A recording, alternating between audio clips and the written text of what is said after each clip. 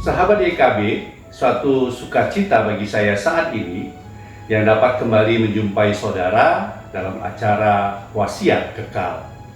Bersama kita akan merenungkan firman Tuhan yang memandu kehidupan kita.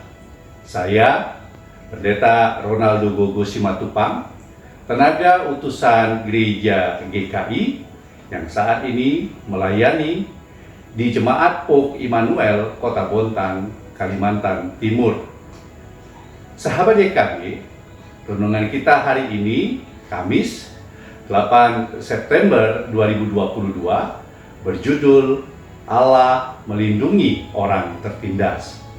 Bacaan didasarkan pada teks dalam Mazmur 14. Dan yang menjadi fokus perenungan kita adalah Mazmur 14 ayat 6. Sahabat YKB, sebelum kita bersama-sama membaca dan merenungkan firman Allah, mari kita bersatu hati berdoa, memohon pimpinan dan penyertaan Roh Kudus, agar kita layak menerima kebenaran firman Allah dan dimampukan melakukannya dalam kehidupan kita.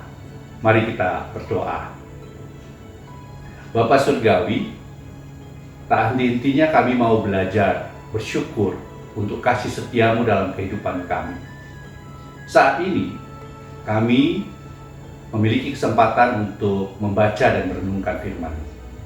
Ya Roh Kudus, tuntun dan ajarlah kami. Perlengkapi kami dalam segala keterbatasan kami.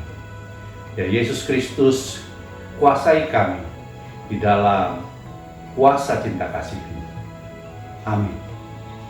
Sahabat YKB, dalam Mazmur 14 ayat yang ke-6 dinyatakan bahwa kamu dapat mengolok-olok maksud orang yang tertindas, tetapi Tuhan adalah tempat perlindungannya. Sahabat YKB, jika ada bagian tubuh kita yang terluka dan karena goresan pisau misalnya, ketika kita memotong buah atau sayuran, salah satu jari tergores pisau dan terluka, maka bagian yang terluka itu tentu akan mendapatkan perhatian yang lebih besar pada saat itu ketimbang bagian tubuh yang lain. Kita tentu akan segera berupaya membersihkan luka yang tergores, lalu mengobati luka itu dan kemudian melindunginya dengan menggunakan plester obat atau obat-obatan yang lain agar terlindung dari kuman dan bakteri. Sahabat YKB, kita juga mungkin akan menjaga baik-baik agar luka itu segera sembuh dan menghindari hal-hal yang dapat memperparah keadaan dari luka itu. Semua ini kita lakukan supaya lukanya segera sembuh dan bagian tubuh itu dapat menjalankan fungsinya kembali seperti semula atau seperti sedia kala. Sahabat YKB, Daud menyadari bahwa di hadapan Allah semua orang berdosa, tidak ada seorang pun yang sempurna. Namun, rupanya dalam pengamatan Daud, ada saja di antara sesama orang berdosa itu yang tega menindas yang lain. Bahkan mengolok-olok orang yang mau bertobat kepada Allah. Sedangkan yang menindas itu sendiri hidup jauh dari Allah. Daud percaya bahwa Allah akan melindungi orang-orang yang tertindas. Daud percaya mereka yang berharap pada pertolongan dan belas kasihan Allah akan memperoleh keselamatan. Sahabat YKB, memperlakukan orang lain sebagai sesama saudara yang setara dalam peziarahan iman adalah suatu sikap yang bijaksana dan perlu kita wujud nyatakan. Di hadapan Allah, kita tidak dapat merasa lebih sempurna dari yang lain. Tinggi hati selalu menjadi pemicu dosa dan kejahatan.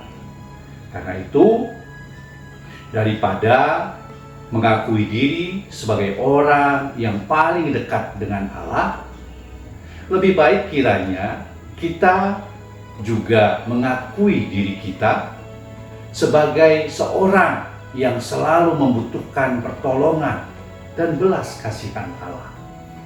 Dalam kesadaran inilah, kiranya saya dan saudara ditolong oleh Roh Kudus Tuhan agar kita dimampukan untuk menyatakan cinta kasih kepada sesama kita. Mari kita refleksikan bagaimana sikap yang telah kita tunjukkan dan kita nyatakan dalam kehidupan ini bagi orang-orang yang tertindas dan membutuhkan pertolongan kita. Sahabat YKB yang dikasihi Tuhan, mari kita bersatu di dalam doa. Ya Tuhan, tolonglah kami agar di dalam kehidupan ini kami dimampukan menyatakan cinta kasih Allah. Tolonglah kami untuk dapat mengendalikan diri kami, untuk tidak meremehkan orang yang sedang tertindas dan mengarahkan hidup kepada pertobatan kepada Allah. Karena kami percaya dalam kesediaan untuk mengarahkan diri hidup dalam pertobatan kepada Allah, kuasa kasih-Mu, hikmat Roh Kudus-Mu merangkul kami untuk hidup seturut dengan rancangan dan kehendak-Mu. Di dalam Tuhan Yesus Kristus kami berdoa. Amin. Sahabat YKB, jika saudara dan saya diberkati oleh renungan ini, mari kita sebarluaskan link YKB ini, link renungan wasiat YKB kepada seluas mungkin sahabat, kerabat, dan juga teman-teman yang kita miliki. Dan jangan lupa untuk subscribe dan juga bunyikan loncengnya agar saudara terus mendapatkan update dari renungan wasiat. Dengan demikian, saudara sudah mendukung karya pelayanan yang boleh kami bagikan. Semangat merayakan kehidupan bersama dengan pimpinan penyertaan Tuhan Yesus Kristus. Tuhan beserta kita, Tuhan memberkati kita semua. Salam.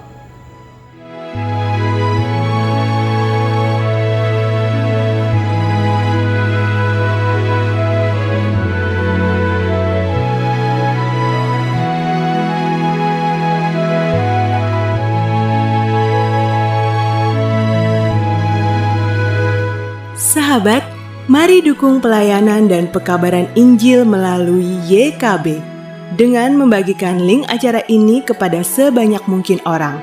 Dukungan juga dapat saudara lakukan dengan mentransfer dukungan finansial ke rekening BCA ke nomor 450 305 2990 450 305 2990 atas nama Yayasan Komunikasi Bersama.